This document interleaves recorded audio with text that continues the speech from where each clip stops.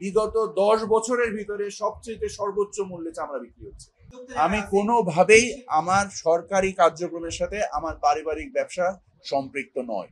তো আমার পারিবারিক ব্যবসার প্রতিনিধিত্ব করার জন্য আমি এখানে আসি। ছাগলের চামড়ার ক্ষেত্রে সরকারি মূল্য, নির্দিষ্টকৃত মূল্যটা মানা হচ্ছে না। আপনাদের যে সেন্ট্রাল ইটিপি নিয়ে যে প্রশ্নটা এসছে, এই সেন্ট্রাল ইটিপিটা নিজে আমি শিল্প উপদেষ্টা সহকারে 4 বার এই পর্যন্ত ভিজিট করেছি। আমাদের যে এখানে যে সক্ষমতার সমস্যা ছিল, সেই সক্ষমতা আমরা অলরেডি ডাবল করতে পেরেছি। এবং আমরা ডাবল মানে যেটাতে ডিজাইন করা ছিল, এটা 4 ভাগের 1 ভাগ সক্ষমতায় চলছিল, এবং আমরা এটাকে অলরেডি এটাকে অর্ধেক সক্ষমতা নিয়ে এসেছি। আমরা আশা করছি বাকি 6 মাসের মধ্যে এটা 100% সক্ষমতায় চলে আসবে। তবে LWG যে সনদের যে বিষয়ে একটা ভুল ধারণা আছে আপনাদের, LWG সনদের মোট হচ্ছে 1700 নাম্বার, এর মধ্যে সেন্ট্রাল ইটিপিতে নাম্বার হচ্ছে মাত্র 300, বাকি 1400 নাম্বার হচ্ছে একটা ট্যানারির নিজস্ব ব্যবস্থাপনার ভিতরে। এই ব্যবস্থাপনা যতদিন পর্যন্ত ট্যানারির মালিকরা সক্ষমতা তৈরি না করছেন, যে 8টা ট্যানারি নিজেদের যোগ্যতা এই সক্ষমতা তৈরি করেছেন, ওনারা এই সনদ পেয়েছেন। এবং আপনি 100% সঠিক যে এই সনদটা যদি তারা দিতে পারেন, ওনাদের চামড়ার দাম মিনিমাম 30 ভাগ বেড়ে যাবে। এর ফলে আমাদের চামড়া ব্যবসায়ী যারা আছে, এরা সকলেই এর সুফল পাবে। আমরা তো খাওয়ার লবণ দিইনি, আমরা গরুতে চামড়ার জন্য উপযুক্ত যে লবণ দিয়েছি, সেটা আমরা এই লবণ দেওয়ার সময় বিসিক কর্তৃক চামড়া ট্যানারি মালিকদের সাথে 3 ধরনের লবণের স্যাম্পল দেওয়া হয়েছে।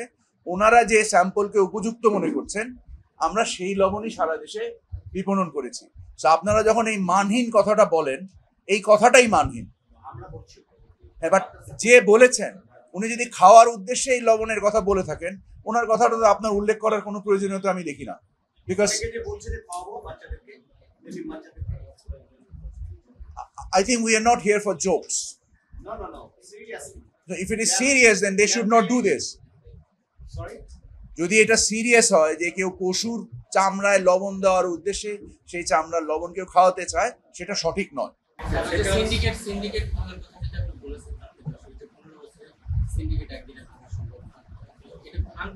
না, আমি এই কথা বলিনি, আমাকে মিসকোট করা হয়েছে। আমরা সিন্ডিকেট ডেফিনেটলি দেখেছি। আপনি পুরো বক্তব্যটা সম্পূর্ণভাবে শুনেন, আমি এরকম কোনো কথা বলিনি।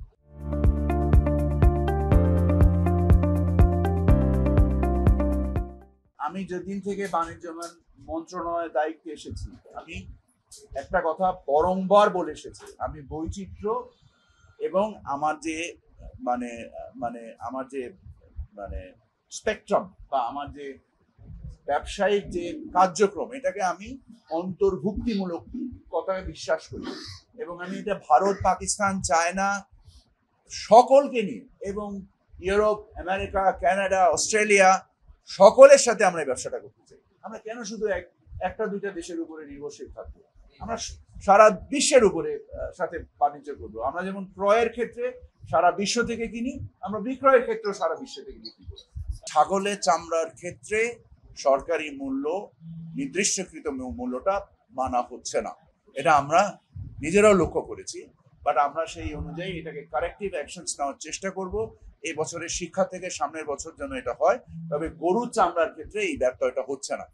যে রিপোর্টটা করা হচ্ছে, এই রিপোর্টটা হচ্ছে, যেমন মনে করেন যে কিছু চামড়া পচে গিয়েছে, এটা মৌসুমী ব্যবসায়ীদের ভুলের কারণে, অযাচিত তাদের জ্ঞানের কারণে এই পচা চামড়ার দামও যে পাওয়া যাচ্ছে, এটাই তো অনেক কিছু। যারা সরকার যে সক্ষমতা তৈরি করেছে লবণ দিয়ে, সরকার এক্ষেত্রে তথ্যচিত্র তৈরি করেছে, সরকার পোস্টার বিলি করেছে, সরকার মসজিদে মসজিদে খুতবাতে এটার ব্যাপারে বয়ান করে ব্যবস্থা করেছে ইসলামী ফাউন্ডেশনের বিনিময়ে, এবং সরকার এর চাহিদা তৈরি করার ক্ষেত্রে রপ্তানির উপরে কাঁচা চামড়া সহ ওয়েটব্লু চামড়ার নিষেধাজ্ঞা প্রত্যাহার করেছে। সো চাহিদা এবং যোগান এবং যে পরিমাণ চামড়া লবণ দিয়ে সংরক্ষিত হয়েছে আজ পর্যন্ত, এই সংরক্ষণের ফলে সরবরাহ পর্যায়ে ঘাটতি ঘটেছে, এবং এই ঘাটতি ঘটলেই মূল্যের, যে কোনো জিনিসের মূল্যের দাম বাড়ে। আমরা আলু পেঁয়াজের ক্ষেত্রেও দেখেছি, যখনই চাহিদা এবং সরবরাহের ঘাটতি ঘটে, সরবরাহের ঘাটতি থাকলে মূল্যমান বাড়ে, সরবরাহ বেড়ে গেলে চাহিদার থেকে মূল্যমান কমে। যেহেতু একদিনে প্রচুর কোরবানি করা হয়, অতএব একদিনে প্রচুর চামড়া বাজারে সরবরাহিত হয়ে যায়। এই সরবরাহটাকে সরকার ডিলে করানোর চেষ্টা করেছে, এই লবণ দিয়ে সংরক্ষণ উপযোগী করে ডিলে করার চেষ্টা করেছে, এবং এই ডিলের ফল আলহামদুলিল্লাহ গত 10 বছরের মধ্যে হাইয়েস্ট প্রাইসে চামড়া ট্রানজাকশন হচ্ছে। আপনি শুধু চামড়া পচেছে এটা দেখেছেন কেন? 1 কোটি পশু বিক্রি হয়েছে, ওখানে বেশ কিছু পশু তো মারাও গিয়েছে। আপনারা এটা রিপোর্টে কেন বলেননি? আপনারা শুধু যদি ওই একটা কিয়দংশকে সারা দেশে প্রচার করতে শুরু করেন, তাহলে ঘটনাটা কি ঘটে? সকলেই যারা ব্যবসায়ী, যেদেরকে সিন্ডিকেট বলছেন, তাদের সাথে কিছু সিন্ডিকেটেড ব্যবসায়ী সংযুক্ত হয়ে এটার দামে ধস নামানোর চেষ্টা করে। এটাতে কোনো উপকার হয় না। তো আপনারা কি বলবেন যে পশুরঘাটে অনেক পশু মারা গিয়েছে? কেউ তো রিপোর্ট করেননি। আপনারা মারা যায়নি গরুঘাটে? আমাদের এলাকায় মারা তো গিয়েছে, আপনারা তো কেউ রিপোর্ট করেননি।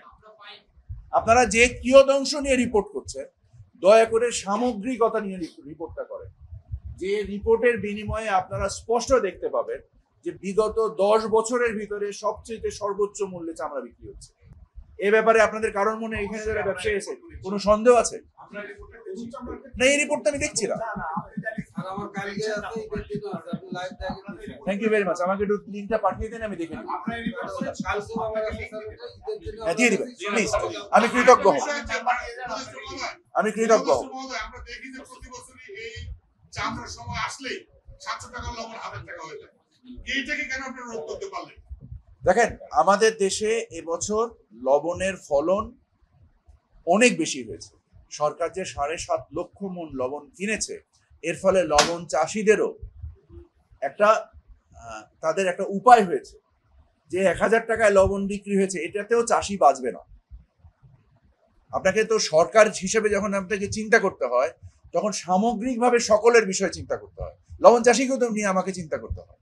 তো শিল্প মন্ত্রণালয় যখন লবণ চাষিদেরকে সহায়তার উদ্দেশ্যে 7.5 লক্ষ মণ লবণ কিনেছে ফ্রি দেওয়ার জন্য, এর ফলে বাজার ব্যবস্থায় একটা সুষম কাঠামো তৈরি হয়েছে।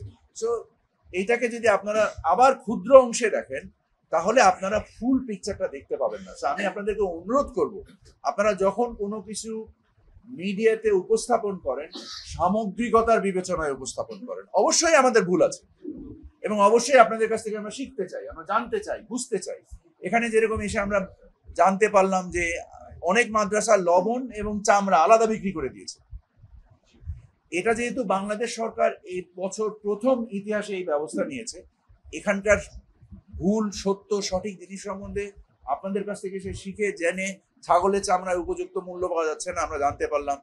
এখানে আমরা জানতে পারলাম যে ওনাদের মানে যে লেনদেনের যে সমস্যা আছে ট্যানারিতে, সেগুলো আমরা জানতে পারলাম। এই বিষয়গুলোকে সামগ্রিক বিবেচনায় আমরা ব্যবস্থাপনার চেষ্টা করবো ইনশাআল্লাহ। আমরা কোনো প্রচেষ্টায়, প্রধান উপদেষ্টার নির্দেশনা অনুযায়ী আমরা যে কাজগুলো করছি, আমাদের কোনো প্রচেষ্টার মধ্যে প্রচেষ্টায় ঘাটতি নেই। আমরা যে কাজগুলো করছি টুকটাক ভুল হচ্ছে, সেই ভুলগুলোকে আপনাদের কাছ থেকে জানছি, শিখছি, বুঝছি, এবং সেগুলোকে কারেক্ট করার চেষ্টা করছি। আপনাদের কাছে অনুরোধ একটাই, সামগ্রিকভাবে রিপোর্টটা করেন। রিপোর্টটা পার্শিয়াল না, গরু কটা মরে গিয়েছে বা চামড়া কিছু পচে গিয়েছে, কিছু চামড়া ডাস্টবিনে ফেলে দিচ্ছে, হ্যাঁ দিচ্ছে, কিন্তু কেন দিচ্ছে সেই জিনিসটাও আপনারা একটু বিশ্লেষণ করেন। আমরা ঢাকা শহরে একটা চামড়া পচে নাই। চিটাগংয়ে যে 620টা চামড়া নিয়ে সারা দেশ তোলপাড় হচ্ছে, এই 620টা চামড়া রাঙ্গুনিয়া থেকে এসছে, এবং উনি চামড়াগুলো পচিয়ে ফেলেছেন। এটারে নিয়ে সারা দেশে একটা মিডিয়া রিপোর্ট করে একটা অপতথ্য বিস্তার করা হচ্ছে। যে তথ্য বিস্তার করা হচ্ছে না যে 10 বছরের মধ্যে হাইয়েস্ট প্রাইসে চামড়া বিক্রি হচ্ছে। এবং এই যে প্রচেষ্টাটা আমরা নিয়েছি, আশা করা যায় যে এইটা এমন একটা সাংস্কৃতিক মানে আমাদের একটা তৈরি করবে, যেটা আগামী বছর ইনশাল্লাহ এর থেকে আরো বেটার কিছু হবে, এবং এটা সকলের সহযোগিতার মধ্যে। এতিম মাদ্রাসার বাচ্চারা যারা এর হকদার, এরা এর বিনিময়ে লাভবান হবে। আমরা যে দেখেছি, আমি এক মাদ্রাসায় যে শুনেছি যে কাজ করতে চায় না মাদ্রাসার ছেলেরা। এখন সরকার সক্ষমতা তৈরি করেছে, কেউ যদি অংশগ্রহণ না করে তার দায়িত্ব সরকার নিতে পারবে না। আমাদেরকে সকলকে সামগ্রিকভাবে অংশগ্রহণের মাধ্যমে আমাদের অর্থনৈতিক উন্নয়ন, আমাদের এতিমের হকের আদায়, এবং আমাদের রাষ্ট্রীয় যে অর্জনের যে জায়গাটা, সেই জায়গাটাকে আমাদের সামগ্রিকভাবে চিন্তা করতে হবে।